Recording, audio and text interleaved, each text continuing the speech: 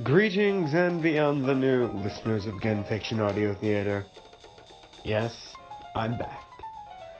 And I'm proud to introduce the narrator for, at the very least, the next few chapters, but most likely the rest of Final Exam.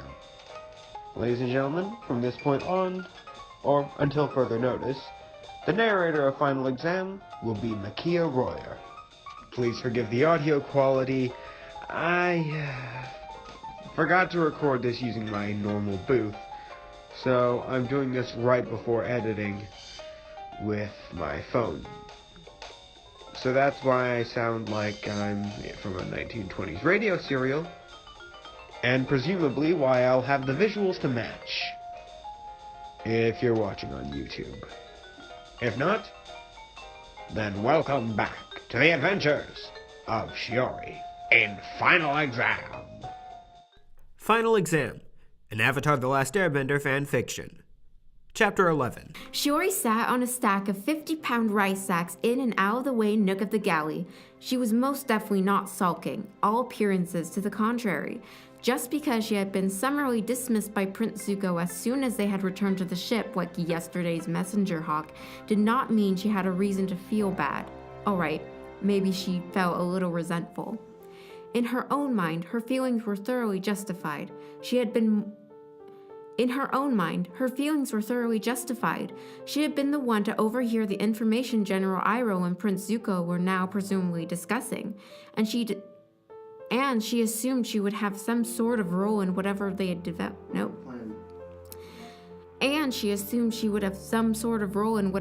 plan they developed. Wouldn't it save time to include her now instead of shooing her away like a child who didn't belong at the adult table? Shiori rubbed her cheek absently. Like most of their ilk, the scratches on her cheek pained her disproportionately to their size and depth. Her thumb, on the other hand, was completely entitled to throb with every heartbeat. Scowling, she moved the wounded digit experimentally. Stiff and sore with bandages wrapped around it, she still didn't think it would adversely affect her abilities. Maybe that was why Zuko and Iroh wanted to meet alone. Maybe Zuko thought her usefulness to his mission was at an end.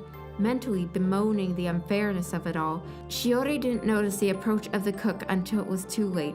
Hey now, I thought I told you to let that thumb rest. Lee may have been a cook, but he also doubled as the ship's doctor. Busy your hands with this then, if it will keep them out of mischief. The chef handed her a sweet bun. Shiori accepted it with a small smile. It was hard to maintain her funk when Lee, who had admitted to having a niece back home about her age, constantly plied her with treats. It was one of the reasons she often found herself in the galley when not training or catching fresh air up on the deck. Although it was nice to have her own room to retreat to, she simply wasn't used to being alone. By now, Zuko's crew had gotten used to her silence, but the chef had adapted most quickly. He seemed a little bit younger than the majority of Zuko's crew, around 30 maybe, which made him closest to her in age besides the prince himself. And unlike the rest of them, he lacked the abilities of a firebender, making Shiori more comfortable in his presence. As Zuko's ship was undermanned, even for its small size, meals were served on request, as well as at specified times. Certain departments, like engineering, often sent 1 or 2 people to collect food for the rest of them. As a result, the dining area, as small as it was, never seemed overcrowded. Not really hungry, Shiori nibbled at her sweet bun while watching Lee dance between making pelican goose soup and rice for the crew and roast pelican goose a la orange with steamed vegetables for the royals. Observing his kitchen choreography made Shiori smile in spite of herself. At one time, long ago, before Keisuke had been admitted to the Symmetra Island training program, she had entertained the notion of becoming a chef. Even at such a young age, her aunt and uncle would often compliment her rudimentary cooking skills.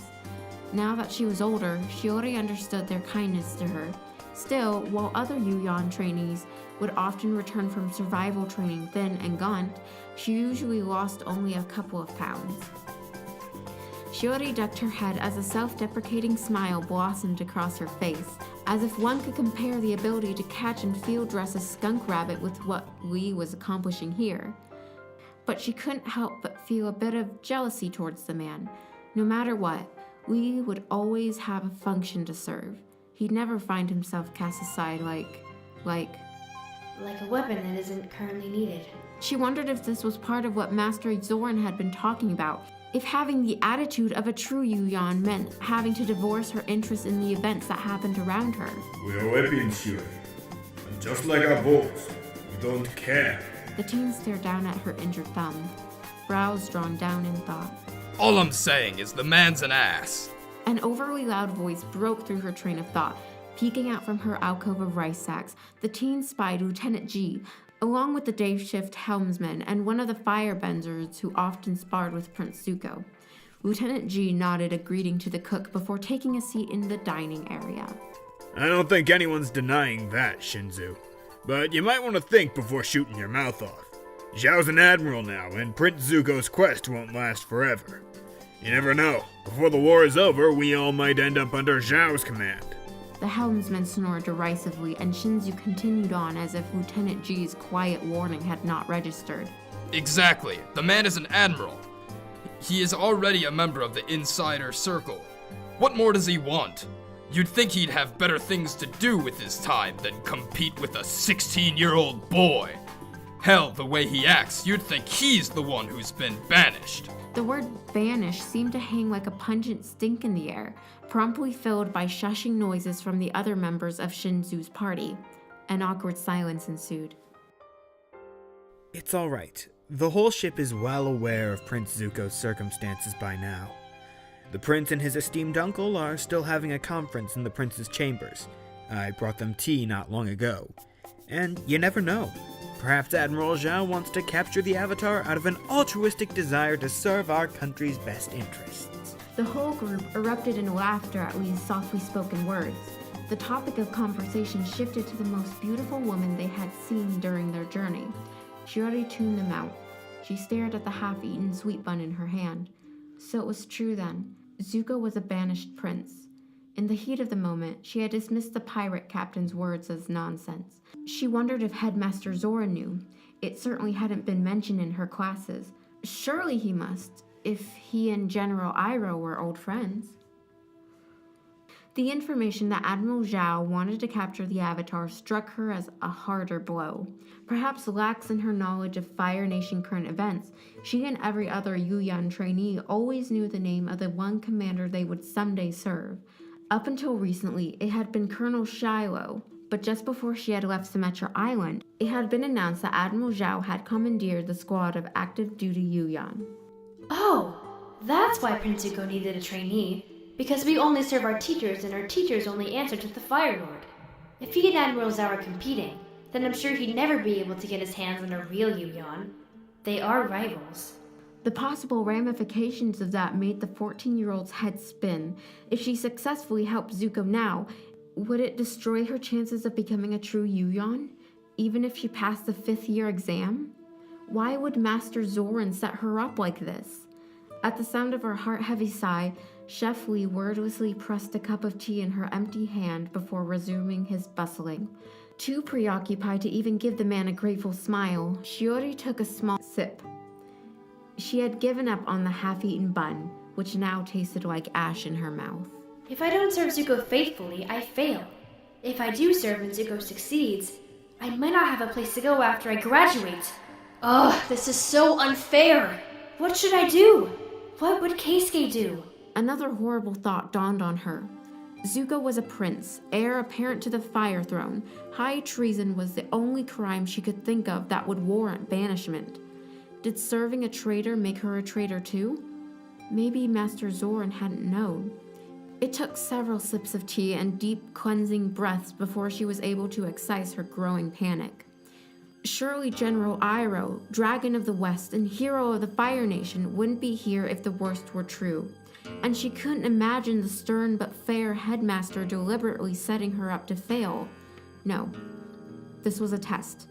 A test to see if she could rein in her spirit enough to faithfully serve her future commander. That is how Master Zorin had described it. Shiori thought she was beginning to understand. If she was able to smother her doubts enough to follow Zuko's orders without hesitation or excessive thought, then she'd be able to serve anyone. It was the ultimate test to see if she could truly be a Yuyan. Well, if I make it through this, the final exam, whatever it is, ought to be a breeze.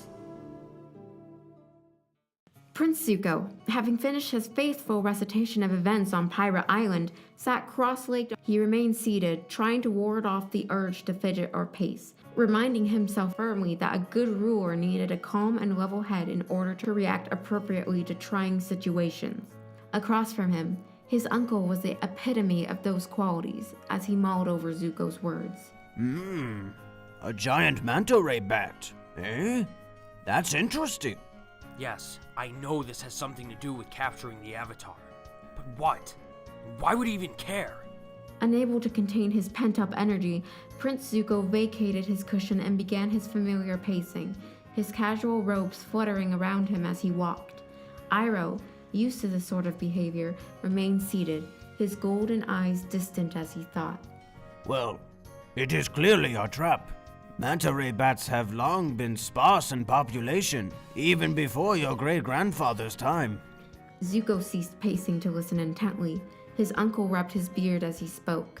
They were creatures of nearly legendary status to the air nomads, much as our dragons have become to us. So, does that mean they're extinct then? Most likely, but that isn't what I meant.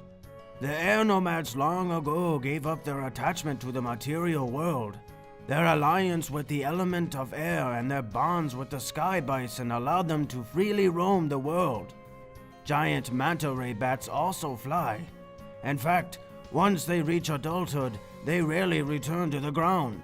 They are solitary creatures that used to wander the world without regard to the boundaries of the four nations had established. Dragons, of course, were native to the Fire Nation, and the air nomads themselves bred the sky bison at the Eastern Air Temple. But manta ray bats never really singled out a nation to call home. The air nomads respected those qualities that so mirrored their own culture. Unfortunately, their migrant nature, in combination with an ever-expanding human population, led to their slow decline. It was Young Chin, the previous avatar from Aire, who negotiated a treaty amongst the four nations to keep the giant manta ray bat's largest remaining breeding grounds free from human contamination. Misty Island? Indeed. Misty Island is close to the Fire Nation's sovereign waters. It is a volcanic island. Lava still flows quietly beneath the surface, keeping the place temperate year-round. At the same time, its proximity to the north subjects it to a constant flow of cool air, causing the mist that gives the island its name. It is a large island dense in forestation, a place that was perfect for your young manta ray bats to safely mature. Someone has done his research. If this rumor reaches the Avatar's ears, as isolated as he is from the rest of his culture, he'll be unlikely to resist the urge to attempt to find the beast. Zuko crossed his arms in front of his chest and snorted. I think you're overestimating his maturity. He'll probably just want to ride on its back like the Kyoshi Island giant koi. Either way, my nephew, this trap is almost guaranteed to work. The question is, who was clever enough to set it? The teen rubbed his shaved head absently, a scowl darkening his features. Zhao. It has to be. Since his promotion, he's taken over the search for the Avatar in this sector. The pirates were even throwing around Fire Nation coins. He's the only one who would have the resources to hire them, which means he'll have an armada surrounding the island already. Zuko heaved a heavy sigh. His golden eyes were looking in desperation towards his uncle. The older man shook his head slightly and gave his nephew an encouraging smile. I do not think so, Prince Zuko. Surrounding the island with ships would surely scare the Avatar off. Most likely he'll have men on the ground, his best hunters, to take the Avatar down. Zuko's one good eye widened. The teen whirled and marched towards the door, only to be interrupted by his uncle. Wait! Where are you going? It's almost dinner time. To the helm. We have to get this ship underway to Misty Island, and I want to make sure the cook took care of Shiori's thumb. The We're going prince to need departed, her. muttering something obscene about reptile parents as he went. Iroh smiled fondly at his nephew's back before his thoughts became more serious. As he had told the prince, Giant manta ray bats had never boasted a larger population. In fact, it had been during the age of Avatar Yang Chen that their already sparse numbers diminished to dangerously low levels, thus spurring her to protect their largest known breeding grounds. By Roku's time, their numbers had been calculated to be in the single digits. It was highly unlikely that a modern-day Fire Nation citizen would know a thing about the creatures, let alone about their historic haunts. Iroh agreed with Zuko's surmise that Admiral Zhao was the probable culprit behind the trap. But where had he gotten his hands on the information? The former heir of Fire Lord Azulon only knew about it because he had often snuck into the Dragonbone catacombs, a veritable library of Fire Nation history and Fire Sage secrets as a youth. Born into a house of minor nobility, Zhao wouldn't have had access to those hallowed grounds. It was a vexing conundrum. Iroh couldn't help but admire the intelligence behind the plan, though. Not only was it practically guaranteed to attract the Avatar's presence, the island itself was the perfect place to capitalize on the unique skills of the Yuyan. Zhao's promotion, as regrettable as it was from Zuko's perspective, was clearly well-deserved. A gentle tap on the door interrupted the retired general's thoughts. Chef Li entered, the savory aroma of roast pelican goose rapidly filling the small chamber as the man laid out the covered dishes on Zuko's table. Mouth-watering, Iroh hardly noticed the slight chef's departure. Of course, his nephew would choose now to be absent, but it would be extremely rude to start without him. Still, maybe a tiny taste wouldn't hurt. Tipping back the cover from his plate, Iroh snuck his chopsticks in to liberate a generous chunk of sauce-covered meat. Then, after the succulent tidbit had melted away in his mouth, he took an equivalent amount from Zuko's plate to even out the appearance of the servings. Temporarily satisfied, he sat back to wait for his nephew. The minutes dragged by, each tortuously prolonging the unsatisfying state of hunger that the twin pieces of meat had piqued rather than sated. This is an unfortunate dilemma. On one hand, I should wait for Prince Zuko. On the other, it is an insult to Lee's hard work to sit here and allow it to grow cold. It was much later than Shiori, returning from her nightly run around the deck, witnessed a slightly scorched Iroh emerge from Prince Zuko's chambers. The elderly man brushed soot from his sleeve, giving the bemused archer a wide grin as he did so. I have such an understanding nephew. Final Exam was written by Magnusrae. Avatar The Last Airbender is owned by Nickelodeon, Michael Dante DiMartino, and Brian Konietzko. The narrator for this story is Makeya Royer. The voice of Chef Lee is Genndy Oda C.O.G. The voice of Shiori is Drew Hill. The voice of Zorin is Genndy Oda C.O.G. The voice of Shinzu is Alex Johnson. The voice of Lieutenant G is Genndy Oda C.O.G. The voice of Iroh is Jake Mate. The voice of Zuko is DCODE. Thank you for listening, and we'll see you next week.